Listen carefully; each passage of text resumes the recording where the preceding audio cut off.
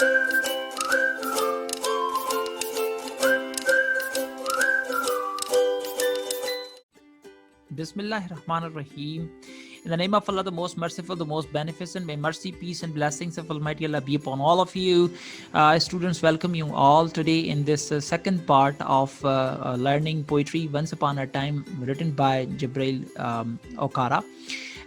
In first part, we analyzed the poetry. We learned how to analyze, how to make its comprehension. This is our second part. As I told you, there would have been our second class, और वो second class यही है, poetry exercises and their solutions for annual examination. अब जाहिर सी बात है, poetry और उसकी एक्सरसाइजेज को आते हैं कि जो हमारे एनुअल एग्जामिनेशंस में पूछी जाती हैं. आज जो है वो उसी पे बात करेंगे.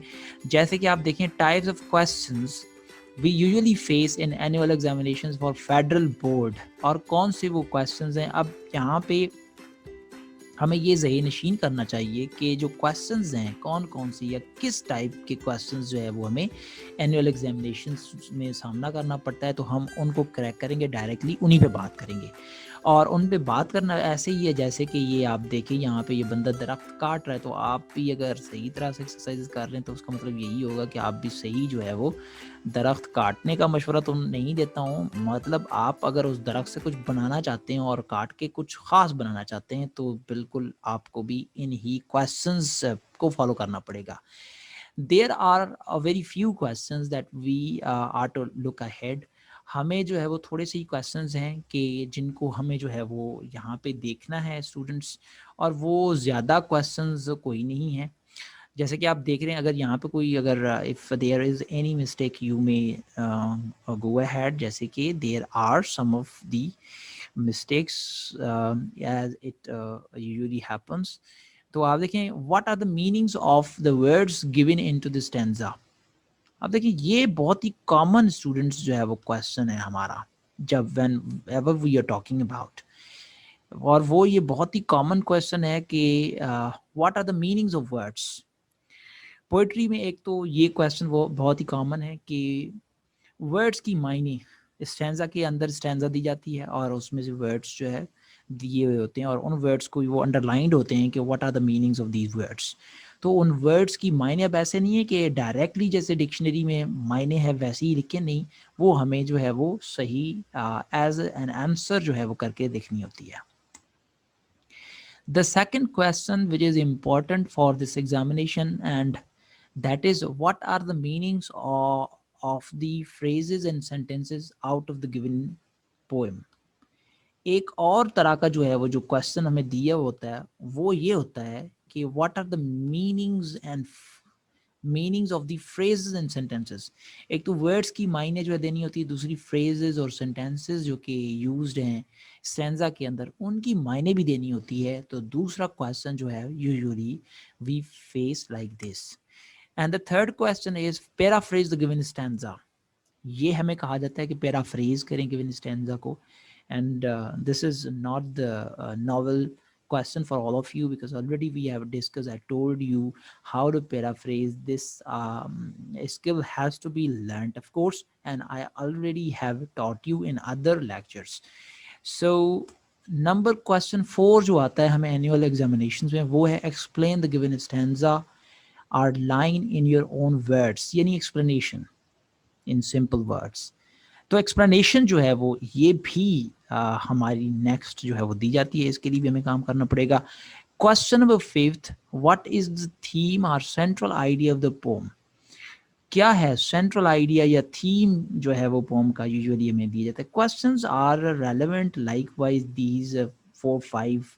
यही क्वेश्चंस यूजुअली जो है वो स्टूडेंट्स हमें फेस करने पड़ते हैं एनुअल एग्जामिनेशंस में, जिनको हमें आज जो है वो जिनके ऊपर हम डिस्कस करेंगे, और जो हम पोम जो हमने पढ़ी हुई है इसी पे आज जो है वो नेक्स्ट बात करेंगे.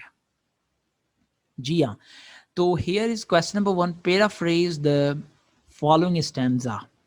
अब देखें, एक स्टैंजा इसी वंस अपॉन अ टाइम से जो है एक स्टैंजा दी गई है जैसे कि, और नीचे पैराफ्रेज जो है वो हमने की हुई है. तो इसी तरह का आपको जो है स्टैंजा एनुअल एग्जामिनेशन में you would have been given and you are suppose to paraphrase it like this.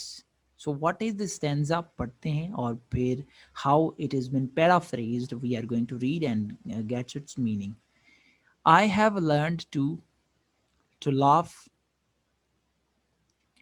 only with my teeth and shake hands without my heart. I have also learned to say goodbye when I mean good riddance, to say glad to meet you without being glad, and to say it's been nice talking to you after being bored. So this is the stanza from the learned poem. हमने यहाँ पे ये देखें, ये stanza है. How we have paraphrased it. Already we have learned in our class. It's analysis and explanation. आते हैं इस पे जो है वो paraphrase कैसे की हुई है, इसको ज़रा गौर से देखें. Paraphrase जो है शॉर्टर वर्ड्स में आपके अपने वर्ड्स में उसी मायने को लिखने को कहते हैं. I have also learned to laugh artificially with the people without having any genuine good feelings for them. ये कह रहा है कि मैंने भी जो है वो बनावटी हंसना सीख लिया है, जैसे कि लोग जो है वो उस महसूसात के साथ कर रहे होते हैं, और feelings for them at the time of parting with the people. जब हम लोगों से खुदा हाफिज अलहदगी इख्तियार करते हैं तो हम उनके साथ जो वो हंस के, और वो हमारा हंसना वो फेक होता है, वो आर्टिफिशियल होता है. I say goodbye to them, but in my heart I am pleased to get rid of them. मतलब मैं जब उनको गुड बाय कह रहा होता हूँ तो मैं असल में खुश हो रहा होता हूँ कि उनसे जान छूटी, मैं आगे जा रहा हूँ. In the same manner when I meet people, वैसे ही जैसे लोगों से मैं मिलता हूँ, I tell them that I am happy to meet them. मैं ये कह रहा होता हूँ कि मैं जब लोगों से मिलता हूँ तो बहुत खुश होता हूँ, but in fact had to meet them, मगर हकीकतन मुझे उनसे जब मैं मिलता हूँ तो उससे मैं नफरत करता हूँ, नहीं मिलना चाहता. I feel them that I enjoy their company, और मगर उनको महसूस करवा रहा था कि मैंने उनकी कंपनी को एंजॉय किया है, उनका साथ जो है उसको मैंने बहुत एंजॉय किया है. But actually I feel really bored to see them, मगर हकीकतन मैं जो है वो बोर हुआ होता हूँ. So this is actually how the paraphrase of this stanza, students. You may take these notes into your copy by writing. फिर आ जाते हैं क्वेश्चन नंबर जो 2 है स्टूडेंट्स, वो हमारा यहाँ पे आप देखें, explain the given stanza in your own words. This is also an expected question in our annual examinations on which we have to work upon. So as it is there, stanza number 7 from Once Upon a Time. So show me, son, how to laugh. Show me how. I used to laugh and smile once upon a time when I was like you. So this is the stanza. Suppose is given in your annual examination and you are asked explain the given stanza in your own words. So here is the explanation of the stanza. The poet asks his son to show how to love sincerely. Children do not fake things.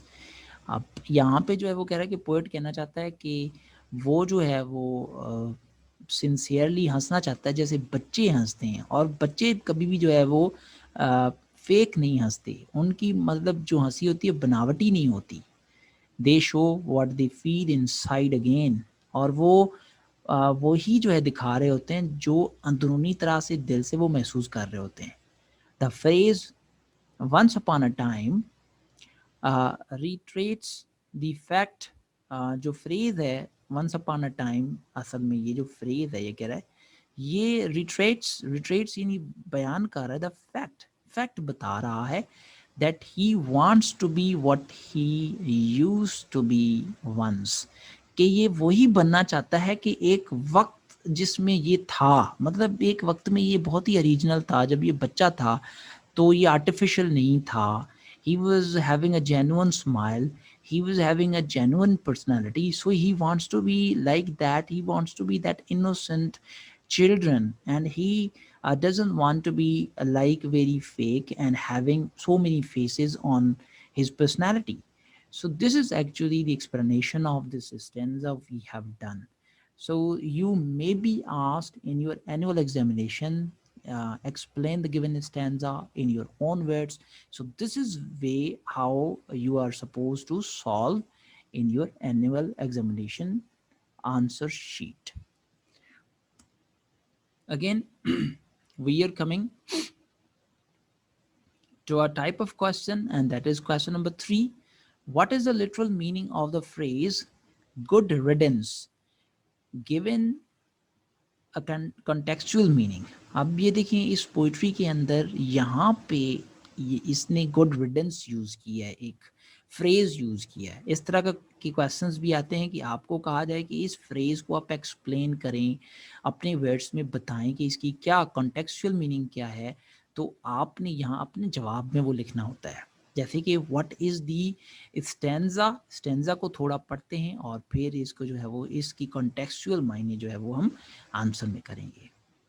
And I have learned to laugh only with my teeth and shake hands without my heart. I have also learned to say goodbye when I mean good riddance. To say glad to meet you without being glad. And to say it's been nice talking to you after being bored. Here it's answer. How we are supposed to give answer. In the given stanza, the contextual meaning of the phrase um, good riddance.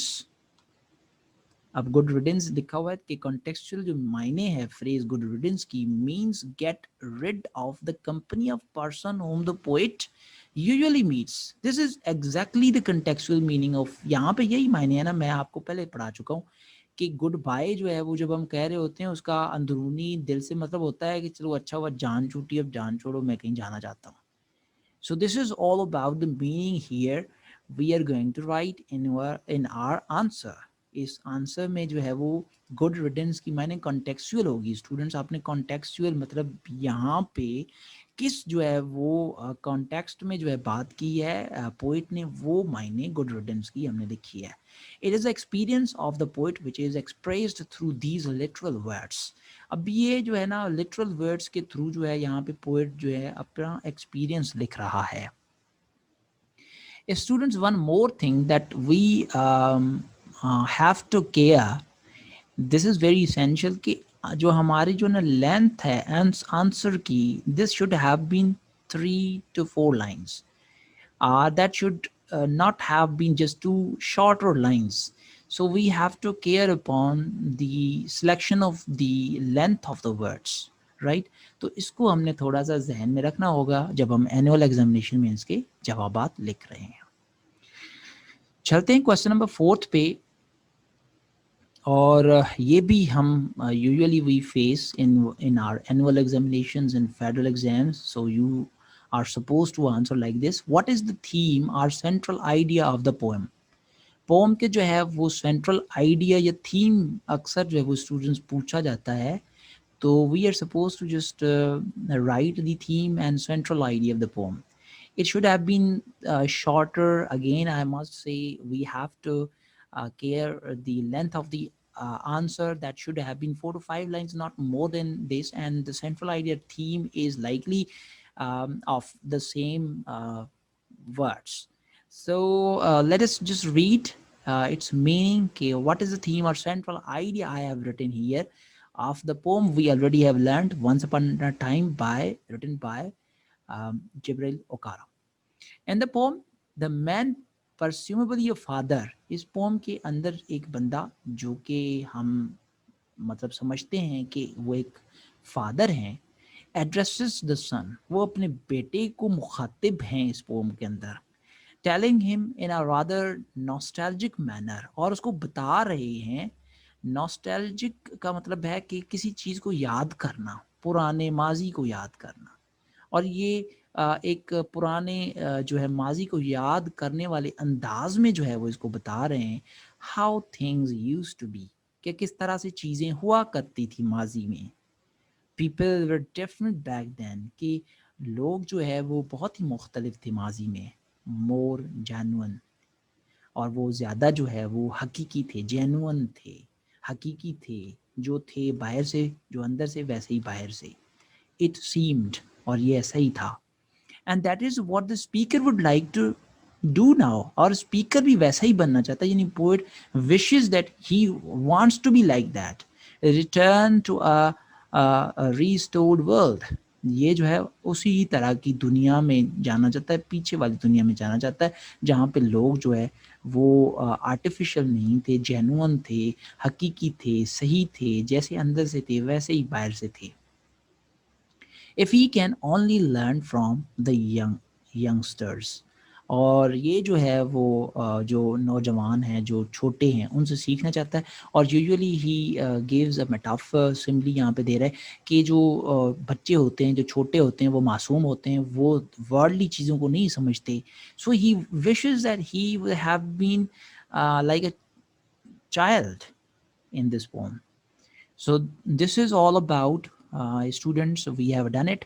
Um, how this is there right now. Thanks for attention created by me.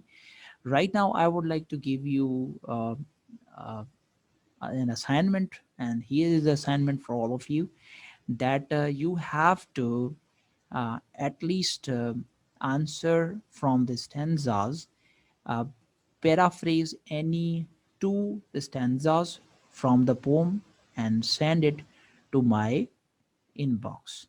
Thank you very much. Hopefully, this could have been a very uh, understandable and informative video or lecture for all of you. Thank you very much. Assalamu alaikum.